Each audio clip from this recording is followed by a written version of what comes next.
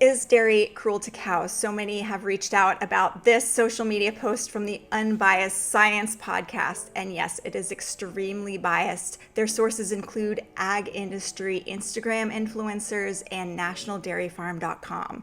They say things like dairy cows aren't traditionally good mothers, so they don't care if their babies are taken from them.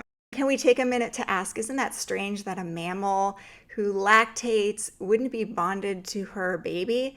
And that's just because we bred that out of them. But as a veterinarian, I can tell you many cows are actually bonded to their babies, and it is very stressful when their babies are taken from them.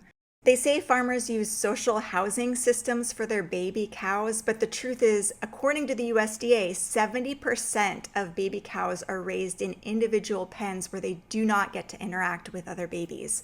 The dairy industry is trying to optimize protein production in a system that is inherently exploitative and doesn't need to exist in the first place. In 1950, we had 25 million dairy cows in the United States. Today, we only have 9 million, but they produce 60% more milk than all the cows in 1950. In other countries, cows produce around 1,000 pounds of milk per cow per year. In the United States, our cows produce 23,000 pounds of milk per cow per year. I mean, I don't lactate and I don't ever plan to, but that just sounds really painful. Why have we accepted reducing dairy herds, making cows produce 20 times more milk than nature ever intended, but the second we remove cows from nutrient production altogether, that's somehow viewed as radical and extreme? Yes, as veterinarians, we should be working for animal welfare while the dairy industry exists, but at the same time, we must be advocating for an end to the dairy industry.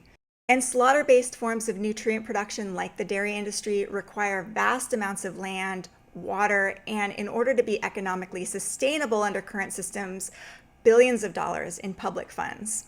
In 2020, the dairy industry received $3.5 billion in public funds. In the United States alone, if we replaced beef and dairy with plant-based alternatives, that would free up around 700 million acres of land. As a veterinarian, I took an oath to work for the protection of animal health and welfare and the prevention and relief of animal suffering, and that means advocating for an end to slaughter-based forms of nutrient production, like the dairy industry. If you would like to see more content from a veterinarian who doesn't eat her patients, please like, follow, and share for more.